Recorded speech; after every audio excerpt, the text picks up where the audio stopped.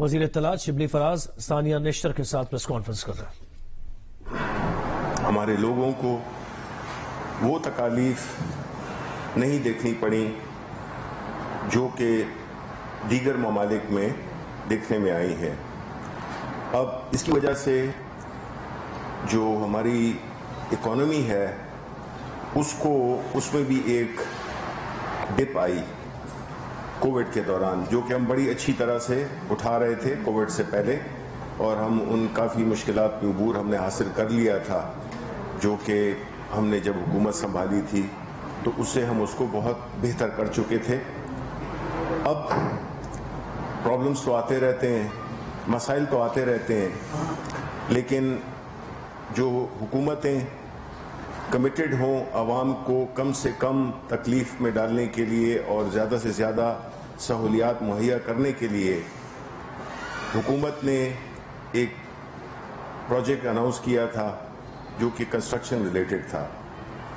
Construction سے ایک ایسا سیکٹر ہے جیسے کہ آپ کو معلوم ہے کہ جس سے اکانومی کو آپ دوبارہ سے ریوائیو کر سکتے ہیں، بیکاز یہ کیپٹل انٹینسو بھی ہے، یہ لیبر انٹینسو بھی ہے، اور اس کا جو افیکٹ ہے وہ کئی انڈسٹریز پہ پڑتا ہے، جس سے کہ اکانومی ریوائیو ہونا شروع ہو جاتی ہے۔ اس سلسلے میں اس کو خاص طور پہ جس طرح کہ آپ نے دیکھا ہوگا کہ جو پرائم منسٹر کا جو ہمیشہ ان کی کوشش ہوتی ہے، جس طرح ڈاکٹر ثانیہ آپ کو بعد میں بتائیں گی کہ پرائم منسٹر صاحب کا جو پالیسی کا جو بھی وہ اقدام یا انیشیٹوز لیتے ہیں، اس کا محور جو ہے وہ مڈل کلاس اینڈ بلو لوگ ہوتے ہیں جو کہ معاشی طور پہ کمزور ہوتے ہیں۔ تو ان کی آپ جتنی بھی پالیسی انیشیٹوز دیکھ لیں تو اس میں ہمیشہ فوکس رکھا گیا ہے ان لوگوں کے لیے۔ آج پرائم منسٹر ہاؤس میں میٹنگ ہوئی جس میں کہ یہ ایک وہ ریویو یا کوارڈینیشن نیشنل لیول پہ کوارڈینیشن کی میٹنگ تھی جس کو پرائم منسٹر صاحب چیئر کر رہے تھے، اور اس کا مقصد یہ ہے کہ ہر ہفتے یا جب بھی ضرورت پڑے ہفتے میں 2 بار 3 بار وہ جتنے بھی سٹیک ہولڈرز ہیں ان سے ملاقاتیں کریں، ان سے پروگرس لیں، کیونکہ حکومت یہ سمجھتی ہے کہ کنسٹرکشن انڈسٹری کو اٹھانا یہ اس وقت کی اہم ترین ضرورت ہے، اور ساتھ ہی ساتھ میں اگر غریب لوگوں کو اگر چھت مل جائے تو اس سے بہتر کیا ہو سکتا ہے۔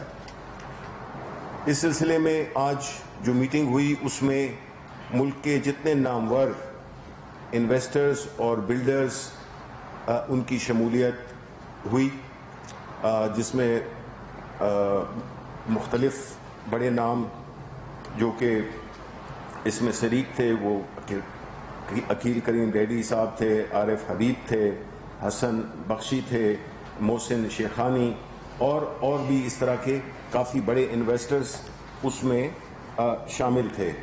مقصد یہ تھا کہ اس کو ہر ہفتے ریویو کرنا کہ جو بھی مشکلات آ رہی ہیں اس پروجیکٹ کو یا کنسٹرکشن ریلیٹڈ جو بھی ایشوز ہیں، چاہے وہ ریگولیٹری اتھارٹیز سے ہو، چاہے ان کا تعلق ٹائٹل سے ہو، لینڈ ٹائٹل سے ہو، چاہے اس کا تعلق بینکس سے ہو، تو یہ سارے جو بھی اور یوٹیلیٹیز کے جو ہیڈز ہیں ان کو بھی بلایا ہوا تھا، کیونکہ جب بھی آپ کوئی کنسٹرکشن کرتے ہیں تو اس میں ظاہر ہے یہ سٹیک ہولڈر بنتے ہیں، اور سروسز بجلی نہیں ہوگی تو ظاہر ہے کہ کنسٹرکشن کا پروجیکٹ یا گیس اس میں تاخیر ہوگی۔ سارے امور پہ بڑی سیر حاصل گفتگو ہوئی، ہر ان مسئلوں کا ٹیکس سے لے کر اور یہ جتنے بھی ایشوز ہیں جو کہ اس کو آگے بڑھانے میں مددگار ثابت ہو سکتے ہیں، ان کی تجاویز اور بڑی اچھی اچھی تجاویز بھی آئیں۔ ان تجاویز میں اس پرٹیکولر انیشیٹو کو اٹھانے کے لیے یہ بھی مختلف جو تجاویز آئیں، اس میں ایک یہ بھی ایک بڑی اچھی تجویز تھی جس میں کہ ہم اپنے جتنے بھی کنسٹرکشن پروجیکٹس ہیں ان کا انٹرنیشنل روڈ شو کریں، جو باہر پاکستانی ہیں ان کو انویسٹمنٹ کی چانسز دی جائے، اور ان کے لیے مشکلات ہیں اس کو حل کرنے کے لیے ایک ون ونڈو آپریشن کیا جائے۔ اب اس ضمن میں پرائم منسٹر صاحب نے یہ تاکید کی کہ یہ میٹنگز جو ہیں تو اب ہر 2-3 روز بعد ہوا کریں گی، کیونکہ ظاہر ہے کہ یہ ایک اتنا بڑا پروجیکٹ ہے اور اس کی اتنی اہمیت ہے اس ملک کے لیے اور ان غریب لوگوں کے لیے جن کے لیے یہ بنایا جا رہا ہے. لیکن کنسٹرکشن انڈسٹری سے جو بھی تعلق رکھتا ہے، چاہے وہ خریدار ہو چاہے وہ بنانے والا ہو، بلڈر ہو، کیونکہ اس بات کو ذہن میں رکھنا بہت ضروری ہے کہ یہ جو اس وقت جو یہ فیسلٹی ہمیں ملی ہوئی ہے، IMF کہہ لیں یا FATF کہہ لیں، انٹرنیشنل جو ایجنسیز ہیں، ان سے جو ہمارے پاس کووڈ کی وجہ سے جو ایک ویور سے ملے ہوئے ہیں، ان کے ہمارے جو ایکچوئل جو پالیسی ڈیسیژن ان کو امپلیمنٹ کرنے کے لیے، وہ 31 دسمبر تک ہے. اس چھوٹی سی ونڈو میں جو کہ اب سے، تو اس کا بھی پتہ چلا کہ جو اکتوبر اور دسمبر ہے اس میں تقریباً 400 ارب روپے کے پروجیکٹ شروع ہو رہے ہیں. 20 اکتوبر تک ایک پروجیکٹ جو کہ تقریباً 145 ارب روپے کا ہے، وہ اس میں جو گھر اور اپارٹمنٹس بن رہے ہیں، اور اسی طرح پھر دسمبر تک ایک اور فیز ہے جس میں کہ یہ پروجیکٹس شروع ہو جائیں گے. تو ہم یہ سمجھتے ہیں کہ یہ اقدام جس میں کہ بنیادی طور پہ سارے ان جو کنسٹرکشن شروع کرنے سے کہ جو مراحل ہوتے ہیں، ان ڈیلی بیسس پہ اس میں امپرومنٹ یا مسائل کے حل کے لیے میکنزم تیار کر لیے ہے. پولیٹیکل ول بھی ہے پرائم منسٹر کی اور ان کی جو ٹیم ہے. تو ہم یہ سمجھتے ہیں کہ یہ ایک پروجیکٹ ہے، ایک ایسا انیشیٹو ہے کہ جس کی شروعات آلریڈی ہو چکی ہیں. آپ نے دیکھا ہوگا کہ CDA کی آکشنز جو ہوئی ہیں وہ بھی بڑی کامیاب گئیں، اور تقریباً سارے جو بھی پلاٹس تھے وہ ایک اس قیمت سے زیادہ میں بکے جو کہ CDA توقع کر رہا تھا. تو مطلب ہے کہ یہ ماحول بن چکا ہے. اب انشاءاللہ اس نے آگے چلنا ہے، بیکاز اس میں روزگار بھی ملے گا، اس میں اکانومی بھی ریوائیو ہوگی، اور اس میں غریب لوگ خاص طور پہ ان کو ایک ایسا ان کا خواب کی جو حقیقت بنے گا. تو اس لیے اس چیز پہ ہماری بڑا فوکس ہے، اور ہم یہ سمجھتے ہیں کہ انشاءاللہ یہ پوری اکانومی کو بھی، اور جو پاکستان کی جو پاپولیشن کی جو ایک مین ریکوائرمنٹس ہو رہی ہیں، اور یہ صرف یہاں پہ نہیں ہے، پورے صوبوں میں ہر چیف سیکرٹری کو بھی بلایا جاتا ہے اور وہ اپنی ان کی پروگریس رپورٹ لی جاتی ہے.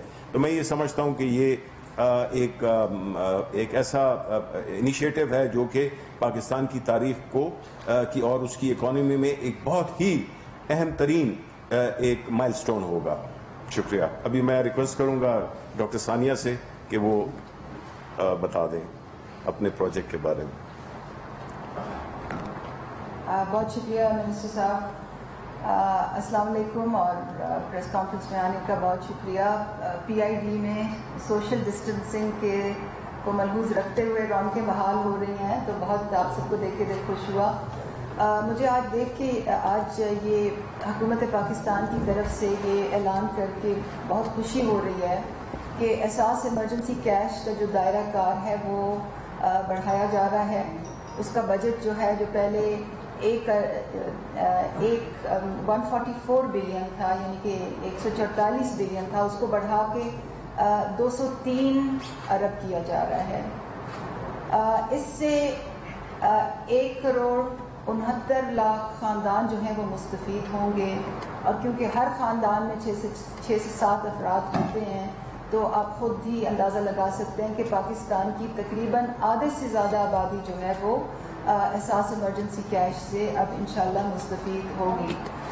یہ پاکستان کی تاریخ کا سب سے بڑا سماجی تحفظ کا پیکج ہے، اور کووڈ-19 کے تناظر میں مجھے آپ کو یہ بات بتانے میں بھی بہت خوشی ہو رہی ہے کہ اس کو عالمی سطح پہ بہت بڑی پذیرائی مل رہی ہے، اور ترقی پذیر ممالک جو ہیں ان کے ساتھ اگر آپ کا موازنہ کریں تو ہمارے ملک کو، ہماری حکومت کو یہ اعزاز حاصل ہے کہ ہم نے سب سے بڑا سماجی تحفظ کا پروگرام کیا، سب سے تیز کیا، سب سے بروقت کیا، سب سے زیادہ شفاف پروگرام کیا، اور سب سے منظم طریقے میں کیا. تو میں آپ سب کو ایز اے قوم مبارکباد پیش کرنا چاہتی ہوں. رقم کی ترسیل ابھی جاری ہے اور جب تک پورے 1,69,00,000 لوگوں کو پیمنٹ نہیں ہو جائے گی انشاءاللہ ہم اس کی رقم کی ترسیل جاری رکھیں گے. کچھ سلائیڈز آپ کے ساتھ میں اور اعداد و شمار جلدی سے شیئر کرنا چاہ رہی ہوں. 3 خاص باتیں میں آپ کو اس پروگرام کی خاص طور پہ ان پہ ایمفسائز کروں گی. ایک تو یہ کہ یہ بالکل ہی ایک rule based data driven program تھا. اس میں اگر وزیر اعظم بھی ایک کیس ڈال نہیں سکتے تھے, ایک کیس نکال نہیں سکتے تھے. یہ بالکل ایک ڈیٹا ڈریون پروسیس تھا, آٹومیٹک پروسیس تھا.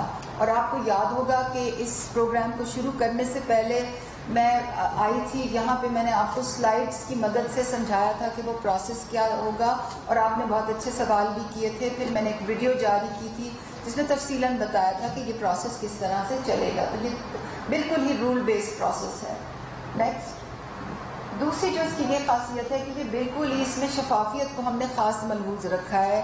ایک انفارمیشن پورٹل ہم نے جاری کیا, وہ پبلکلی ہر پبلک اس کو دیکھ سکتی ہے, اور اس پہ ہم نے صوبوں میں کتنے پیسے جا رہے ہیں, کتنے حقدار ہیں.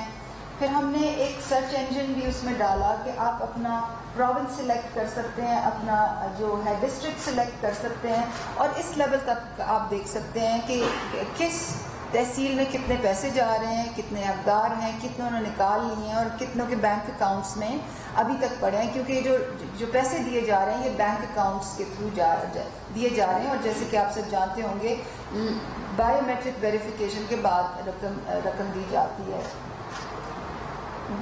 تیسری چیز جو میں آپ کو بتانا چاہ رہی ہوں وہ یہ کہ یہ بالکل ہی ایک غیر سیاسی بنیادوں پہ کیا جا رہا ہے. اور جب بھی ہم وزیر اعظم سے کوئی گائیڈنس لینے جاتے تھے, ان سے چیز کوئی منظوری کے لیے جاتے تھے, تو وہ بار بار یہ کہتے تھے کہ آپ نے میرٹ پہ ہر چیز کرنی ہے, بالکل غیر سیاسی طریقے سے یہ کام ہونا ہے.